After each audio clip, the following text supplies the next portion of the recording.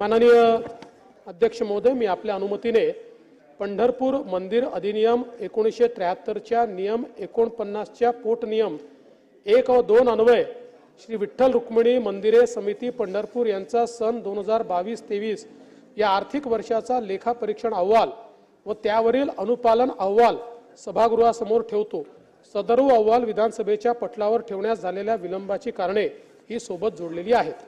अहवाल सभागृहासमोर ठेवण्यात आला। सदर अहवाल विधिमंडळाच्या संकेतस्थळावर उपलब्ध करून देण्यात येईल।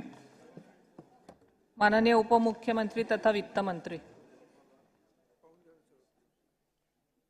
अध्यक्ष महोदय, मी आपल्या अनुमतीने कंपनी अधिनियम 2013च्या कलम 394 अन्वये वस्तू व सेवा कर संस्था GSTN यांचा सन 2022-23 या वर्षाचा वार्षिक अहवाल सभागृहासमोर ठेवतो।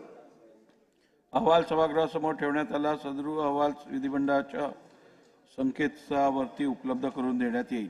स्थगन प्रस्ताव।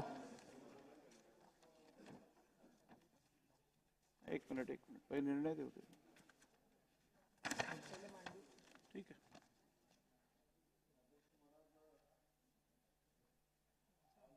लोणावळा येथील भुशी डॅमच्या धबधब्यात एका कुटुंबातील 5 जण वाहून गेल्या प्रकरणीचा हा माझा स्थगन आहे। अध्यक्ष महाराज, या घटना महाराष्ट्रामध्ये काही ही पहिलीच वर्ष आहे असं नाही।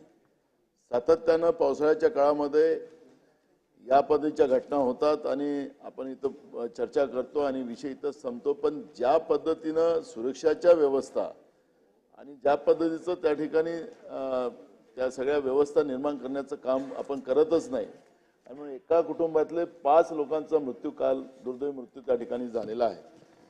अध्यक्ष महाराज, या ठिकाणी पावसाळ्यात मोठ्या प्रमाणात लोणावळ्यामध्ये मोठ्या संख्येने पर्यटक येत असल्याने अशा घटना वारंवार पावसाळ्यात घडत असणे, भुशी डॅममध्ये पर्यटकांच्या सुरक्षिततेबाबत प्रशासनाकडून कोणतीच उपाययोजना व सुरक्षा रक्षक नसल्याने अशा घटना घडत असणे। अध्यक्ष महाराज, पावसाळ्याच्या काळात फक्त या लोणावळ्यातच नाही तर महाराष्ट्रातल्या विविध डॅममध्ये ह्या सगळ्या घटना घडताना आपण पाहतोय। या अधिवेशनाच्या काळातली घटना आहे अध्यक्ष महाराज, कालची घटना आहे आणि म्हणून अशा या घटनेला आपण इथं आम्ही कारवाई करू, आम्ही पुन्हा सुरक्षा देऊ अशा पद्धतीचं चालणार नाही। पण याच्यासाठी सरकार नेमकं काय उपाययोजना करते आणि सरकारने आता याच्यासाठी काय उपाययोजना करण्याचे निर्णय घेतलेले आहेत त्या पद्धतीची भूमिका सरकारने स्पष्ट करावी अध्यक्ष महाराज। नंतर मला याच्यावर आपल्याला बोलता येईल अध्यक्ष महाराज, बोलायचं तर खूप आहे पण अध्यक्ष महाराज इथं सरकारने भूमिका स्पष्ट केली पाहिजे।